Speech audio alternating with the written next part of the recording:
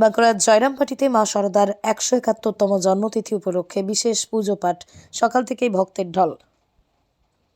মা শারদার 171তম জন্মতিথি উপলক্ষে সকাল থেকেই জমজমাট মা শারদার পবিত্র জন্মভূমি বাঁকুড়ার জয়রামবাটি। এদিন ভোর থেকেই বিভিন্ন উপাচারের মধ্য দিয়ে জয়রামবাটি মাতৃমন্দিরে শুরু হয় মা শারদার জন্মতিথি উদযাপন। এদিন ভোরেই মাতৃমন্দির মঙ্গল আরতির মধ্য দিয়ে সেই উৎসবের সূচনা করেন ভক্ত সন্ন্যাসীরা। এরপরই বেদমন্ত্র পাঠ, স্তব গান এবং মায়ের বিশেষ পুজো হয়। সকালে স্থানীয় এবং পুণ্যার্থীদের সঙ্গে নিয়ে জয়রামবাটি মাতৃমন্দির থেকে একটি বর্ণাঢ্য শোভাযাত্রা জয়রামবাটি গ্রাম প্রদক্ষিণ করে। এছাড়াও দিনভর ভক্তিগীতি, সানাই, বাদন, মাতৃসঙ্গীত, বিশেষ পুজো পাঠের আয়োজন রয়েছে মাতৃমন্দিরে। বিশেষ এই দিনে রাজ্যের বিভিন্ন প্রান্ত থেকে অসংখ্য পুণ্যার্থী ভিড় জমিয়েছেন মা শারদার পবিত্র জন্মভূমিতে।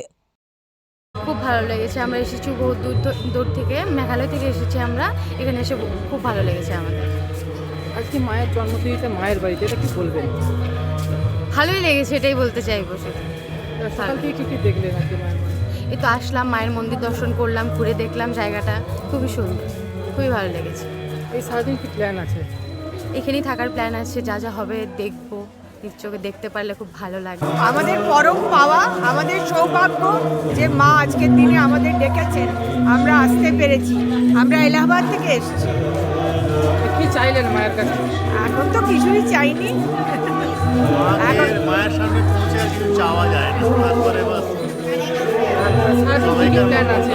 সারাদিন ইচ্ছে আছে এখানে খানিকক্ষণ থাকার, 11টা, 11:30। দেখি আমরা উঠেছি ওখানে ঠাকুরের বাড়িতে, ওখান থেকে এসেছি আমরা। কি দেখলেন আজকে? আজকে কিচ্ছু না, সকাল থেকে এখানে আসার ইচ্ছে, সারাদিন এখানেই কাটাবার ইচ্ছে আছে। মায়ের কথা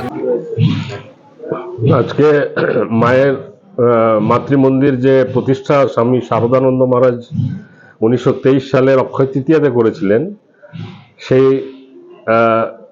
মাতৃমন্দির প্রতিষ্ঠার পূর্তি উৎসব আরম্ভ হয় অক্ষয় তৃতীয়াতে গত বছর এপ্রিল মাসে। বড় করে প্রোগ্রাম হয়েছিল। সেটাই এই বছর যে মায়ের তিথি পূজা চলছে, সেটাতে বড় করে প্রোগ্রাম করার একটা পরিকল্পনা নেওয়া হয়েছিল। সেই অনুযায়ী গতকাল আমাদের রাজস্থান থেকে এসেছিল বেবি আকাঙ্ক্ষা, সে ভজন গেয়েছিল। তার আগের দিন 1 জানুয়ারি হয়েছিল যাত্রা। আজকে আমাদের বিখ্যাত সঙ্গীত শিল্পী অজয় চক্রবর্তী, উনি নিজেই ইচ্ছা প্রকাশ করেছিলেন যে এখানে গান করবেন বলে। তো সেই নিয়ে ওনাকে আজকে সন্ধ্যা আরতির পর আমরা শুনতে পাবো। আর ইউটিউবে তো সব ডাইরেক্ট টেলিকাস্ট চলছেই। এই নিয়ে আমাদের এটা একটা বড় উৎসব হচ্ছে। আর একটা এখানকার বিশেষ আজকের একটা কাজ রয়েছে, মায়ের মন্দিরের পূজা ভাণ্ডার যেটা অনেক পুরনো হয়ে খারাপ হয়ে গেছিল অবস্থা, সেটার নতুন করে বানানো হয়েছে। সেটা আজকে এই একটু পরেই 11টার সময় পূজনীয় ভাইস প্রেসিডেন্ট মহারাজ, যিনি স্বামী গৌতমানন্দ মহারাজ এসেছেন চেন্নাই থেকে, উনি এটা উদ্বোধন করবেন 11টার সময়। তা সেটা একটা আমাদের জন্য বড় আনন্দের কথা যে মায়ের নতুন পূজা ভাণ্ডার আরম্ভ হচ্ছে। সেটা একটা বিশাল ভালোই লাগছে। আমি তো মায়ের জন্মতিথিতে সচরাচর থাকি এখানে, প্রতি মাসেই প্রায় জয়রামবাটি আছি। এখানে আমার একটা থাকার মানে বাড়িতে আছে আর কি, সব ব্যবস্থা। যদিও আমি কলকাতায় থাকি, কিন্তু মায়ের ব্যাপারগুলো আমাদের কাছে খুব পরিষ্কার এবং মনে হয় মাতৃভূমিতে পা দিলে ধন্য হয় জীবন, এরকম একটা আমাদের বিশ্বাস। মায়ের জন্মভূমি এটা, জন্মভিটে।